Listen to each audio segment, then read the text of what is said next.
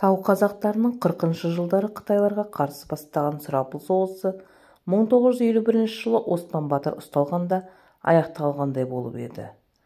Содан елде бір мезет тыныштық орнады да, көп өтпей батыс аймақтарды түгелдей қытайластыру саясаты жасырын жүргізілді. Кейін бұл саясат тіпті күшейді. Оған себеп 1951 жылы күзге қарай Қытайға қарсы қайта көтерілген Қалман қажы, даңқты батыр әрі мерген Қарақас, Дәлелхан палуан, Сарбас Жүкей бастаған қарулы топ Ақсай өңірі мен Алтай бетінде сәтті соғыстар ұйымдастырды. Қазақтардың соңғы бұлқынысын басуға келген Қызылдардың ең мықты армиясы саналатын 5 мыңдық әскерін Құбының құмында Қазақын құм деген жерде қоршап алды да түгелдей қырып салды. Одан шабыт алған Қарлытау тибеттері, Неңшия дүнгендері, Байынғол монғолдары, Ақсу Хотан ұйғырлары қосыла бас көтерді. Бейжіңнен тағы маза кетті. Сонымен коммунистік партияның жұмсақ саясатын қолданып, біртіндеп қытайластыру қаулысы қабылданған. Әдеттегі уақытта әскери форма кимейтін, егін салып тың егеретін сақтық әскерлер дивизиялары барлық өңірлерге орналасты. Жергілікті ұлттар басқыншылыққа қарсы көтерілген жағдайда соларды қарулы күшпен басу үшін әкелінген, бұлар жайшылықта сыртқа қойдан қоңыр бейне көрсететін. Олармен қоса осынау зұлым саясатпен бірге құшағы құт, баурайы берекелі қазақ даласына ішкі Қытайдан 100 мыңдаған адам тасқыны ағылды. Яғни қылмыскерлер, коммунистік жүйе үшін күдікті саналатын бұрынғы халықтық партия әскерлері, жұмыссыздар, жан саны көп облыстарына симай жатқан қаратабан егіншілер. Ал не заңды құжаты, не оқыған мамандығы жоқ оларды жергілікті халық кезбелер немесе ақбалар деп атап кеткен. Күй талғамайтын, қолына түскенді жеп, кез келген жұмысты істеп, басы сыйған жерге жата кететін. Бұлар келген соң ел ішінде түрлі оқиғалар көбейді. Кезбелер қоныстанған жерде бұлақтар тартылып, ағаштар сарғайып кететін. Олардың табаны тиген жердің берекесі кетіп, қутақырға, шаң ұшқан сүркейлі мекенге айналатын. Аяқ жетер жердегі орманды, сексеуіл мен бұта бүргенді жігіт кедей отады. Тулаған балығы жағалауға түнде жаққан отты сөндіріп кететін өзендерде құрт жабақта қалмады. Жоңғар ойпатында Усу деген шағын қала бар. Ішкі Қытай мен Шинжиаңнан қайшыласқан жол торабының бірі осы маң. 100 мыңдаған кезбелер бұл өңірді толтырып, оған симағандар қазақтар қоныстанған өзге аймақтарға қарай ағылған. Сол Усу қаласының маңына қыстақ соғып, балшық үйлерге орналасқан кезбелер айнала табиғатқа жаудай тиген. Құбының құмына қарай жайқала өскен сексеуілді жұтатып, жеуге жарамды жыбыр еткен жәндіктің бәрін ас еткен. Онымен қоймай дәрілік шөп үшін пайдаланатын қызыл мия, сұңғыла тектес өсімдікті де тамырымен жұлып, байтақ даланы тақырлаған. Жергілікті қазақтар оған тыжырына қарағанмен, қатты қарсыласуға Қытайдың өз ұлтына бейімдеп жазған заң закондері ырық бермейтін. Сөйтіп жүргенде ол кезбелерді табиғаттың өзі жазалады. Бір жылы қатты жұт жүріп, қазақ малшылар біраз шығынға ұшырайды да, келесі жылы мал күзетін күшейтеді. Даладан жемін таба алмаған қасқырлар адамға, оның ішінде текедей таңдап Қытай кезбелерге жауша тиеді. Бәлкім етінің дәмі өзгеше, немесе жергілікті көшпенділер, яғни атқа мінген тымақтылар сияқты қауіпті емес. Тарпа бас салып асай салуға оңай болғандықтан шығар. Әйтеуір, мыңғырлап мал жайылып жатса да, ішінен тек кезбелерді теріп жеп кететін аңызға бергісіз оқиғалар молайды. Алғашында бір жерде тұрақты қоныстанбай, байтақ өлкені кезіп жүретін олардың дене қуаты әлсіз. Үбіткен жерден қорқатын рухсыз болғанымен өсім талдығы сұмдық еді. Шұбыртып туа береді. Көбінде жансар туған шақалақтарын күресінге жол бойына тастап кете беретін. Дала қасқырлар оны жеген сайын тәбеттер ашылатын. Кезбелер қатты көбейген жылдар қасқырларда тоқ болатын. Сай-салада иығына сөмкеліп, қазақ ауылдарын аралап киім-кешек сататыны бар. Көкөністің шарбағына салып, қыстақтарды аралап жүретіні бар. Біраз кезбе қасқырларға жем болды. Аудан әкімдігі ресми қаулы шығарып, қасқырларды аулауға қазақтарды жұмылдырды. Көктем аяғы өлекшіндер күшіктеп болған мезет. Дала заңын, табиғат тепе-теңдігін бес саусағында білетін аңшылар бірен-саран арландары мен жеке дара жортқан еркек қасқырлар атып сақшыға тапсырады. Сол кезде қоңыр адырлардың арасында бұлақ бойына қойын суаруға келген екі жігіт суға жақын маңнан қазған апанның үстінен түсіп қалады. Апаннан шыға қашқан екі қасқырды мылтығы жоқ екі қазақ тақымдағында сойылдарын суырып алып қуып береді. Жақында ғана күшіктеп бауырын енді жия бастаған өлекшін жүйрік аттардың тұяғының астына қалуға айналады. Дала бөрілерінің жаратылысынан бергі бұлжымас заңы бойынша мұндайда арлан қасқыр басын қатерге байлауы керек. Сол дағдымен өтірік ақсаңдап екі аңшының назарын өзіне аударады. Алдағы белден асса қалың быдырмақ, сексеуіл басталатын. Екі бөлініп қуғанмен алдындағы олжадан айырылып қалуы мүмкін. Оның үстіне күшіктеген өлекшінің көктемгі терісі жарамсыз болады. Соны ойлаған екеуі арланның соңына түседі. Өтірік қаша алмаған бейне көрсеткен еркегі қуғыншылар үміттендіріп, бір қалыпты аралықты ұстап жорта береді. Түстік шығысқа кілт бұрылған қаншық қасқыр сай аузына шыға қалың жыңғыл арасына кіріп құтылады. Белден аса безген арланның қарсы алдынан өзге жақтан қасқыр аулап келе жатқан жігіттер кездесіп қалады да мергендердің бірі атып алады. Ұрғашысын құтқарып өз басын өлімге тіккен есік пен төрдей дәу арланды бүктерген екеуі қойға, бұлақ бойына келеді. Көп әуреленбей-ақ апанды да табады. Көздерін әлі ашып үлгермеген бес бөлтірікті алып ауылға қайтқан. Қасқырларда адам таңданарлық бір ғажап қасиет бар. Олар ешқашан жұп тумайды. 3, 5, 7, 9, 11-ге дейін тақсамен күшіктейді. Сонымен әлгі екі қазаққа орта жолда бір топ қытай кездесе кетеді. Тұтас ұсудың иесіз иттерін жеп тауысқан кезбелердің көзі олардың қоржындағы күшіктерге түседі. «Сендер не алып келеді?» дейді мұнда бала күнінде келіп қазақ тілін шала үйренген жастауы. Қуты кеш бір қазақ тұрып: «Біз асыл тұқымды ит бағамыз. Мынау соның күшіктері. Күзге дейін аман өссе бір қойдың етін береді. Қуырсаң да асып жесең де дәмні керемет». «Ой, қасақылар ит жемейді ғой. Сен білеуін бізге сатады. Біз саған мына заттаудан сұрлағандарыңды біледі», деп иықтарын ілген сары сөмкелерін ағашшылыққа, үй жиһаздарын жасауға пайдаланатын құралдарын шығарады. Киіз үймен көшіп қонып жүретін малшылар үшін кереге көктеуге, шаңырақ иіп, уық жасауға табыла бермейтін болат жүзді бұрғы мен өткір қашауға, жүзі жарқыраған балтаға көзі түскен қазақтар екі бөлтірік беріп, қажетті заттарын айырбастап жолына түскен. Кетерінде: «Бұл күшіктерге қазірше сүт бересіңдер. Көзін ашып, тісі шыға бастағанда қан ескетіп ет беріп бағыңдар», деп ескертіп сақылдай күліседі. Өздеріне мүлде бөгде екі аяқтың жағымсыз иісін сезген қос бөлтірік жан таппай қыңсылайды. Балшық тамдарына келген кезбелер жақын маңдағы қазақтардан сүт алып бөлтіріктерді бағуға кіріскен.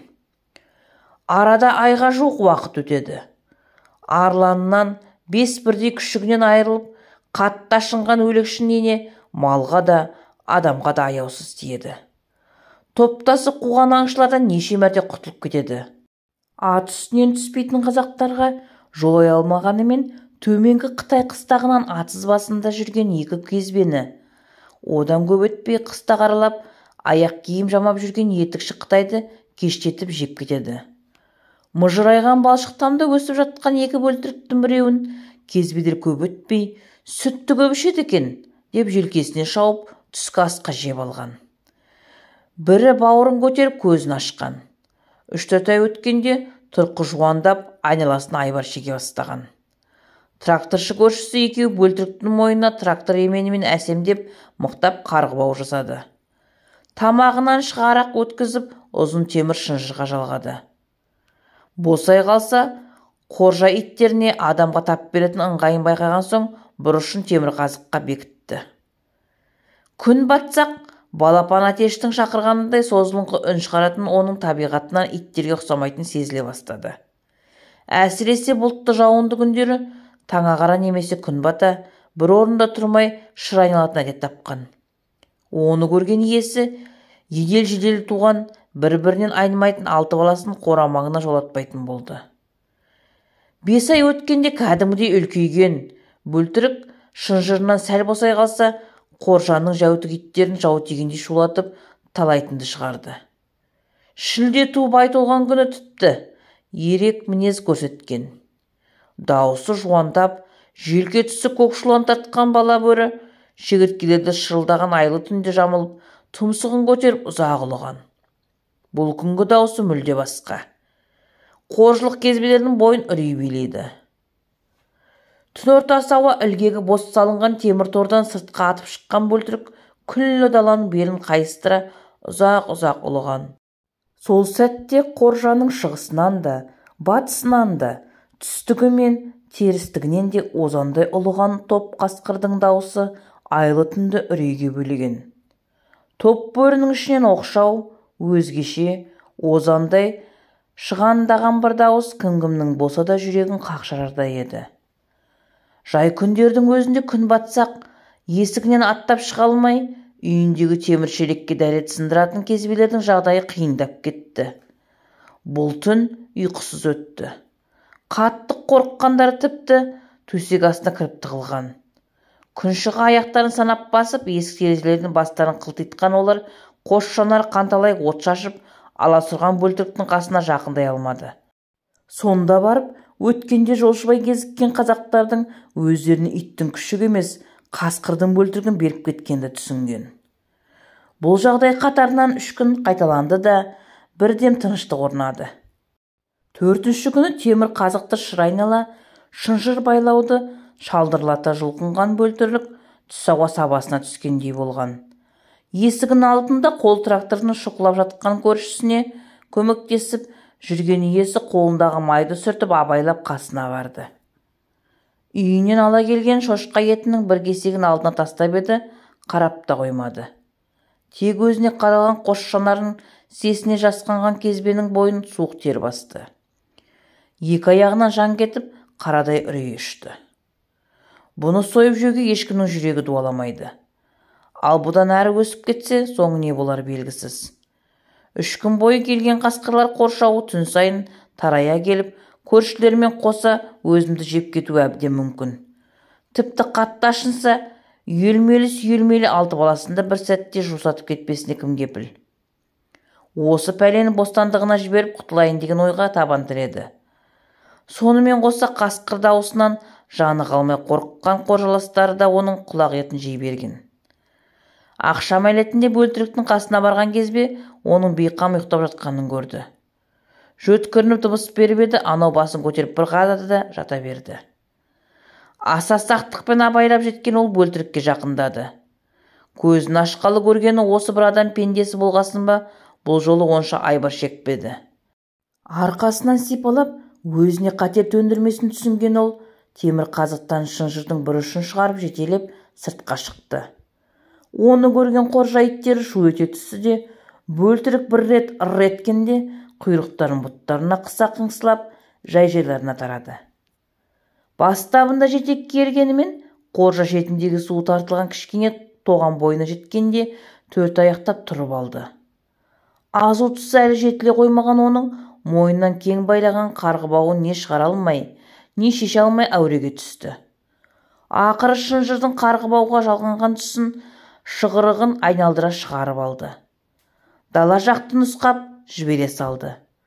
Бір орында шоқиып отырып алған бөлтірікке не істерін білмей қасында біраз тұрды да үйіне қарай аңдады. Ауласына жетіп балшық тамның кетігінен қараса, бөлтірік сол қоя берген жерінде әлі отыр екен. Күн батып қас қарайды. Батыс көкжиектен ағарған жартай дүниеге әппақ нұрын себеледі. Апақ-сапақ басылып, зуалшақ өте қоржа маңынан топтаса ұлынған дауыс естілді. Кешкі асын ішіп болып, қарта ойнауға отырған еркектер шам жарығында тағы үрпейісті. Ұлыған, арсылдаған шұрқан ішінен бөлтіріктің даусын таныған иесі екі көзі шарасынан шығардай шошынды. Түн ауа тыныштық орнап, табиғат өзінің бейқам сәтіне көшкен. Бөлтірікті бағып алған кезбенің кірпігі айқасар емес. Манағы жан түршіктіре дауыстар ненің айғағы болды екен? Адамдар арасында өсіп, Қас жаулардың ит аяғынан ас ішкен, мойнынан қажаған қарғы бауымен кезген кезбелердің жағымсыз иісі сіңген бөлтірікті дала заңы мен өз жарғыларымен жазаға тартты ма? Әлде адасқанның айыбы жоқ, қайтып үйірін тапқан соң деп өз тілдерінде ұзаққа созылған сұрақ-жауаптан соң қатарларына қосып алды ма? Байлық, бақыт іздеп туып өскен атамекенін тастап, осында келген бұларға дала қасқырлары неге соншалықты өш? Неше ғасыр бойы өздерімен үйір айқас ғұмыр кешіп шыққан көшпенділерге тұқым заузатын топырлата ауласа да, аттылы, тымақты қазақтарға неге ондай өшпендіктері жоқ? Бізге бұл жердің халқы, жан иелері түгіл табиғатының өзі неге қырын қарайды? Айналасы 10 жылдың ішінде құмдағы сексеуіл мен жыңғылды қиша сыпырдық. Соның кесірінен болар аң атаулы ауып кетті. Аң азайған соң дала бөрілер енді бізге ауыз салып шетімізден жеп жатыр. Далада қыбыр еткен жан иесі қалмайтындай күнге жеткенде бұл қасқырлар тек адам аулауға көшпесіне кім кепіл? Миын санаулы түрлі сауалдар торлаған оның ойын үйіріне қосылған бөлтірік елесі бөлді. Ол қазір тірі ме екен? Даланың тағы аңы болса да, күшік кезінен асыраса да оған бауыр баса алмады. Өйткені оны жетім қалған үшін тамақ беріп қатарына қосайын деп емес, өсір бүлкейтіп алып сойып жеу үшін бақты ғой. Көктемде 5 бірдей күшігінен айырған өлекшейіне бір бөлтірігін қожалық кезбелер бағып отырған біліп қойыпты. Апандас үйірін жинап, жан-жағынан қоршап қытайлар қыстағына маза бермепті. Көк шулан тартып, өсіп қалған бөлтірікті кезбелер ақыры еркіндікке жіберіп құтылыпты деген әңгіме тұтас усуда ой мен қырда желді есті. Айға жетпей қоржа маңынан тыныштық кетті. Мұнда бірыңғай кезбелер тұратынын біліп алған қасқырлар тіпті үйлерінің қасына жеп кететінді шығарды. Бір күні үйір таласына жеңіліп, оқшауғанған кәрі қасқыр кештетіп қоржа маңына келді. Шеттеу тұрған үйдің маңына оңаша шыққан адам қарасы көрінбеген соң, аула сыртында жүрген тауықтарды торуылдаған. Ғұмырында талай бәлекетті көрген ол, қулыққа басып, жуас ит бейнесіне енген. Сол кезде өмір бойы қасқыр көрмеген кезбе әйел сыртқа шығып қалды да, оның тауықтарды қуып жүргенін көріп, ит екен деп қолына сыпырға алып тура қуады. Анау аяңдай қашып, бір топ талдың түбіне қарай бастайды. Шәңкілдеп айқайлап келіп қалған әйелді бас салып, бақырта жарып, басы мен екі алақанын ғана қалдырып, түгел жеп кетеді. Қарулы сақшылар келіп, түн сайын мылтық атып, қоржаны күзге дейін күзетуге тура келген. Қоржа маңындағы кезбелер көп жүретін күре жолдар мен олар жұмыс істейтін егіс атыздарды бойында сан түрлі қорқынышты аңыздар тарап жатты. Аттай зулап бір жыл өте шыққан. Шашау шыққан талай кезбе дала қасқырларына ыстық ас болды. Бірде көміргенде қолмен көмір қазып жатқан 20 шақты қытайға қасқыр үйірі шауып, шақтыға дейін кіріп түгелдей жеп кетеді. Осы оқиғадан көп өтпей алтын іздеп тау-тасты кезіп жүрген топты қанға басқа бір топ қасқыр кездесіп қалып, екеуі бөліне қашады да үшеуі тас үңгірге барып кіреді. Есейген бөлтіріктерін ертіп аң аулауға үйретіп жүрген жұп қасқыр екен. Олар да екіге бөлінеді. Қасына 2-3 бөлтірігін алған өлекшін үңгірге кіріп, бір кезбені жарып бөлтіріктеріне қалдырады да қалған екеуіне тап береді. Бірін жеп жатқанда екіншісі жол сөмкесін жамылғысын алып, басын бүркеп бақырып жата береді. Анаусының дәмді майлы жерін асап болып, етпеттей боғып жатқан соңғысын май құйрықтан бастап асықпай үңгіп жепті. Сыртта қалып, жыраны құлдай қашқан екі кезбені аттатпай қуып жеткен арланы бұта арасына басын тығып, шырқырап жатқан біреуін лезде талап, оны да әдейі шала жансар күйінде қасында күшіктеріне қалдырады. Есі ауып кеткен ана байғұс жер сабалап отырғанда оның мойнынан бірақ бүгеді. Енді ауыздана бастаған күшіктеріне жемін шала өлтіріп беру қасқыр атаулының ортақ дағдысы. Өздері ойлағандай қатты қырғын жасамаған соң қазақ аңшыларын үміт үзген жергілікті үкімет сақтық әскерлерді жұмылдыра көрді. Дала қасқырлар түгелі жер сырын, табиғат мінезін білмейтін дүрегейлер тау-тасты беталды кезумен уақыт оздырды. Мылтықтарын тасқа сүйеп, қызған күн нұрына балқып ұйықтап жатқан екі әскерді тапа-тал түсте жалғыз қасқыр жеп кетті. Келесі жылдың күзі келіп, егіс атыздарында жиын терінде басталады. Бөлтірікті бағып алған кезбе сол маңдағы қазақтарға жақындап қой бағуға көшіп кеткен. Малшылардан үйренген дағдысы бойынша қойларын түске қарай қора іргесіне үйездетіп, жақын маңдаған көрші қыстаққа керосин алуға жолға шыққан. Кеш болып түнге қалса, мал бақтырып отырған қазақ әкеліп тастайтыны сөзсіз. Төрт дөңгелектегі мекендерге әлі электр жарығы жетпегендіктен мұндағы барша ел керосин шамын жағатын. Күз айының түні салқын болғанымен күні әлі ыстық. Адырлар арасымен қыстаққа жеткенше біраз жол бар. Кешкі салқында тоңармын. Оның үстіне жолда қасқырдан қорғар киім сауытым ғой деп мал иесі берген қазақы пұшпақ тымақпен жеңіл тері тонын киіп шыққан еді. Терлей бастаған соң аласа қырдың басына адам затынан бері тұратын, үстіне қонған құстардың сыңғырға алабажақ із қалдырған, кісі белінен кететін балбал тастың түбіне тымағы мен тонын қалдырып кетті. Бұл маңнан көп адам жүре бермейді. Жүрсе де далада, әсіресе балбал түбінде жатқан киімді ешкім алмайды. Жеңілдеп қалған ол үстіндегі қоржалықтар киетін шолақ етек әскери сары шапанның алдын ашып тастап шай қайнатымдай жүрді. Бұл сары шапанның да өзінің тарихы бар. 50-ші жылдардың басында осы өңірде Оспан батырдың соңына түскен коммунист әскерлерінің ішінде оның әкесі де болып хабаршы қызметін атқарыпты. Бір жолы 100 шақты әскер Жетіқұдықта шарлауда жүргенде қазақ мергендеріне кездесіп қалып, соғысқанда 3 адам ғана аман қалған екен.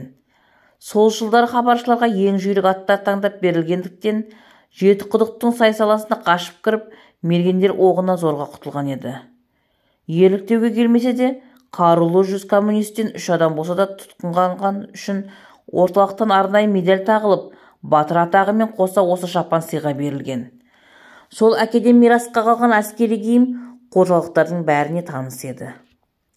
Әртүрлі ойға кетіп, бір жағы айналаға жалтақтай қарап келе жатқан оның көзі кенет топ жыңғыл түбінен ары қарай айналып кеткен қасқырдың сұры жонын шалып қалды.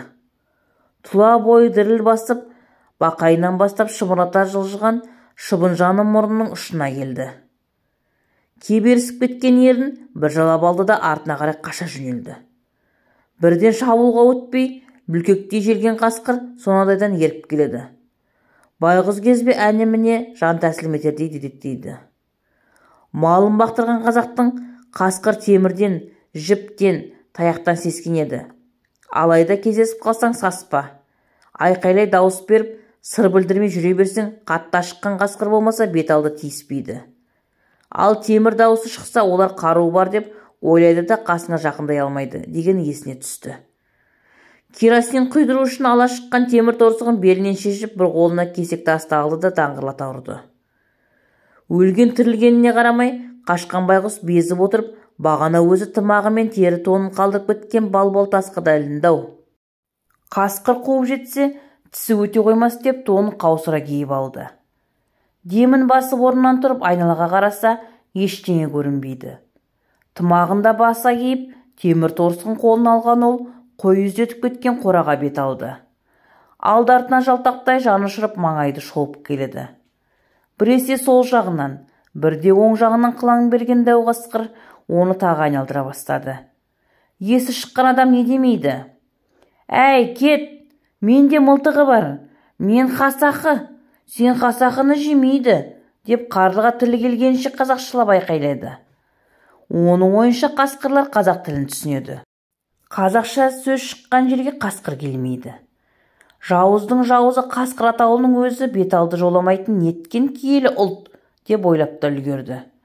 Сөйтіп ес кетіп жан шыққанда қораға да жақындады.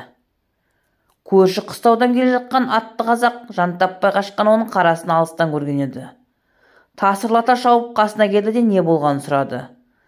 Қазақтар арасында көп жүрген ол табиғат сырына, малшы өміріне біраз қанып қалған еді. Малдасын құрып майлы етті таусап отырып, қасқыр жайлы не түрлі әңгіме айтатын қазекеңдерден талай нәрсені естіген. Малшылар көбінесе қасқыр жеді деп емес, қасқыр қырып кетті деген сөзді қолданатын. Қасқырдың атын тергеп ит құс дейтініне де құлағы үйренген. Кірмелердің р әрпіне тілі келмейдіктен қырып деген сөзді қылып деп айтатын. Әй, қасақы ауылдас, мені қасқыл қылып кете жаздады. Ол қылам деп қуды, мен қылма деп қашады. Мына қасақы тонымды киіп құтылдым, деді үрейі су түбіне жеткен байғұс. Ат жалын құшып, ішек сілесі қата күлген анау, сендерді қылса да, қырса да жарасады. Мұнда қай аталарының басы қалып еді? Миллион жылдар бойы осы даланы баса билеп келген қасқырлар әулеті сендерге деген кегін жоймайды, деп мысқылдай жолына түсті. Азуы 6 қарыс көкжалдан құтылған қожылық кезбе соңына түскен қасқырдың сай-салада жайылып жүрген соншама көп қой-ешкілерге шаппай, неге өзін тірсектете қуғанына, неге бірден тап бермегеніне еш ақылы жетпеді. Бірақ оның кезінде өзі бұрғы мен балтаға қазақтардан айырбастап алған бөлтірік екенін, мойнына өз қолымен таққан қарғыбау әлі жүргенін, бұрынғы иісінен сезіп, бөрілер заңы бойынша өзін баққан адамға әдейі тиіспей кеткенін, сол арқылы қарымжы қайтарған сезген жоқ. Осы хикаяны естігеннен кейін кезбелер арасында қазақтың киімін киген қытайларды қасқыр мүлде жемейді екен деген ақиқатқа бергісіз аңыз тарады. Сонымен қалталарындағы барақшалан сарқа жұмсайтын қазақтардың киіміне сұраныс артқан күлкілі сауда қызды. Еккен бидайы мен ағаш шарлық саймандары, қолдарына таққан сағат сияқты өзге де қымбат бұйымдарын қазақтарға беріп, ескі қысқы жыртық тондарға, жосасы кетіп жұлымы шыққан тері шалбарларға айырбастап алып жатты. Тіпті Шыңжиянға 150 мың басқыншы қызыл әскер бастап келген генерал Уаңжынның өзі тыйым салған қазақтың шошақ төбелі түлкі тымақтары аса қымбат һәм қастерлі бұйымға айналды. Қара қазан төңкеріліп, қара шайы да жетті. Қожалық кезбелерінің ендігі уайымы қыстық отын қамы. Көмір дегенге сығарға биті жоқ, тақыр кедей кезбелерінің қолы жете бермейді. Сондықтан да жаз бойы егіс алқаптарына жүретін олар отын жинау науқанына кіріскен. Тұтас төңірек от алып болғандықтан ендігі алыс төңіректен теруге тура келді. Қыс басы жайлы болып, қалың қар жаумаған соң малшылар да күзеулікке қоныс жаңалап, табан аудармай отырып алған. Жылдағыдай емес, биыл жоңғар даласында қоңыр аңда көп, малда семіз. Усудың терісіндегі қырда азда болса отынға жарар бұта бүрген сексеуіл бар. Балбал тасқа қалдырған киімін киіп алман қалған кезбеге қой бақтырған қазақ сол терісті қырға бұлақ бойына жақын тас қораға көшкен. Бір күн оған қоршадағы тракторшы көршісі келді. Қасында әйелі бар. Осында бірер күн қонып қысқа жетер отын қамдап алмақ. Тас қораға қатты алыс емес. Оқшау көрінген қойнаудағы топ сексеуілді нұсқап жіберіп, өзі қора тазалауға кірісті. Қол тракторын дырылдата айдаған әлгі Қытай өзекке жетіп, әйелі екеуі екі бөлініп кетпен шабуға кірісті. Отын қызығына түсіп алған екеуі түс ауа әйелін іздей бастаған. Дауыстап еді, ешкім үн қатпады. Жағалай жүріп, қойнаудан алыстау келесі қыратқа жеткенде, сексеуіл арасынан әйелдің қасқыр жеп жатқанын сүйектерін тапты. Баж етіп артына бұрылғанда өзіне қарай тап берген көкжалдың мойындағы өздері таққан қарғыбауды, от шашқан қып-қызыл көзін ғана көріп қалды. Қыратты адырлы далаға тас қора маңына кеш кірді. Жыра жықпалды қуалаған көлеңке зорайып барып, иесіз қалған ескі тракторды бүркеді.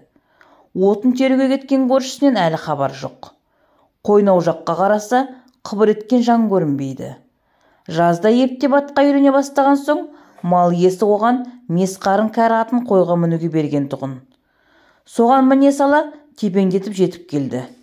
Трактор қасында етпетінен түсіп, бір кетпен шұбала тастаған кендір арқанда жатыр. Жағалай қырат бойына өскен сексеуіл арасына жеткенде аттан ауып қала жаздады.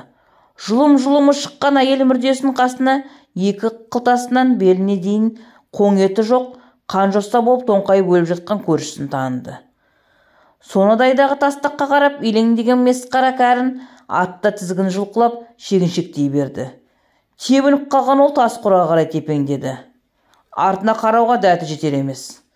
Сол кезде қора маңындағы шағын тас үйге келіп, аттан түсіп жатқан екі қазақты көріп, қуанғанын есі шығып кетті. Жақында піскелі де сасқалақтай. Сендел жақсы келді. Ана жақта менің көзім тоңқайып затыл. Қасқыл қылып кетіпті, деді бірдің басын, бірдің аяғын айтып. Мынау не деп тұр? Деді қора иесі ер жетіп қалған ұлына қарап. Не дейсің, асықпай айтшы, деді бала жігіт қамшысын сығымдай ұстап. Ана төбеде менің көрсім Лаусонды қасқыр әйел екеуі қылып кетіпті. Ой, ынжық немелер, кімді қырып кетті дейсің? Итмай жемейтін шақ қой бұл.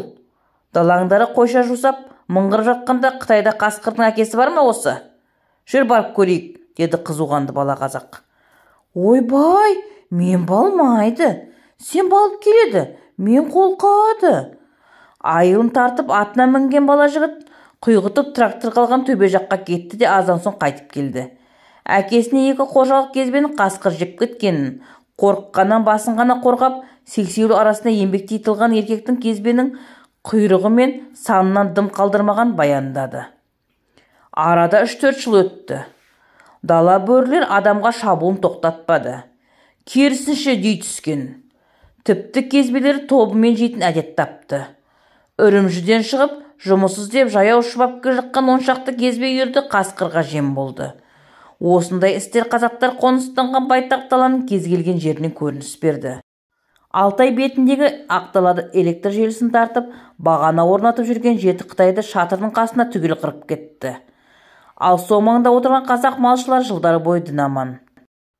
18 мың ғаламның мың сан жұмбағын түгел шешу адам пендесін қолынан келмейтін ақиқат. Ұқсас рухтар бір-біріне алакөз болғанымен, ешқашан дұшпандыққа, бітеспес шаулыққа бармайды. Қазақ қасқыр соқса, қасқыр келіп қазақтың малын жейді. Бірақ бір-біріне айрықша кекті емес. Көкбөріні төтеметкен даңқты көшпенділердің тұқымы бұрынғы қуатынан айырылса да, рухынан әлі ажыраған жоқ.